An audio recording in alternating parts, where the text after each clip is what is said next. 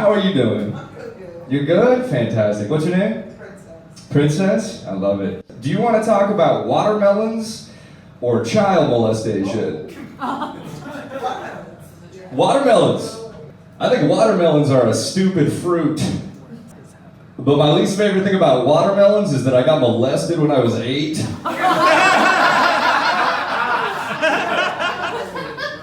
Thank you.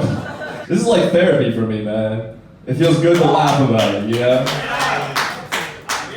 Every time I do stand-up about it, it's just like, here, you guys deal with this. Yeah, it went on for 2 years, and it was my best friend's dad. And a lot of people ask me, like, why'd you let it go on for so long? And it's because I was 8. 8-year-olds don't have, like, a rational thought process, right? For example, after I finally told my parents what happened, they bought me a pair of Heelys. You guys remember those shoes with the wheels and the heels? You like skate around, you know? So sick. My parents bought me Heelys because I got molested. And in my head at the time, I was like, this was totally worth it.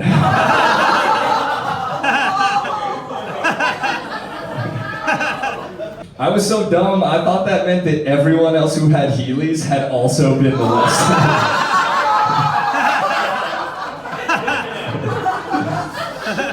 So I finally went back to school and was like, holy crap! Because everyone had Heelys, and I was like, this is a real problem. I remember seeing a kid with Jordans, and I was like, what happened to you?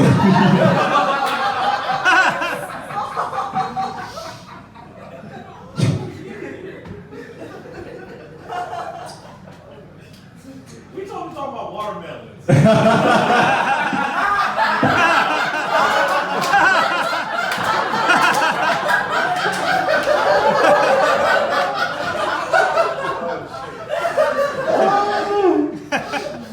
I feel like you should finish the set. You want to get up there?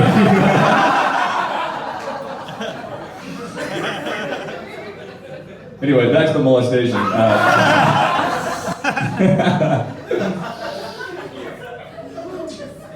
So after I told my parents, they called the cops, and I had to talk to this detective.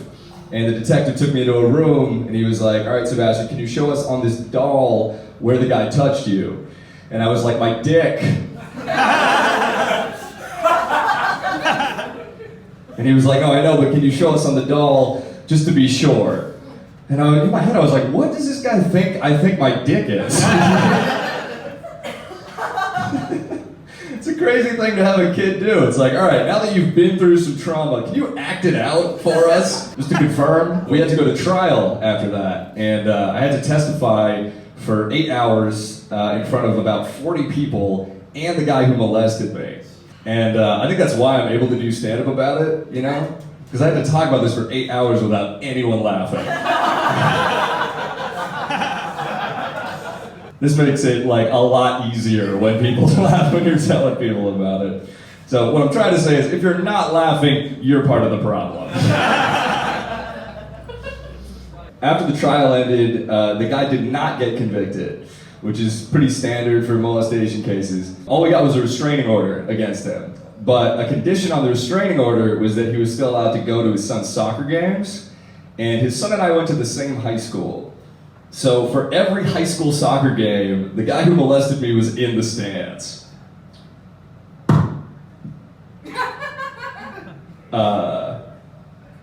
Anyway.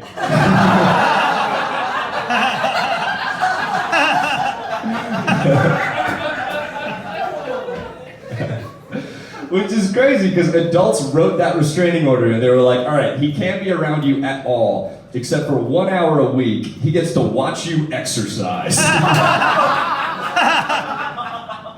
remember one kid on our team before one of the games, he was nervous because his girlfriend was there, and I was like, yeah, dude, for sure. Sometimes when it was going on, I would get boners. It's a confusing thing to go through, because like, I thought that meant that I was gay. I thought I was gay until I got my first hand job from my first girlfriend, and I was like, oh, this feels good no matter who does it. You know? I'm one of the few people to come out of the closet and subsequently Heely right back inside.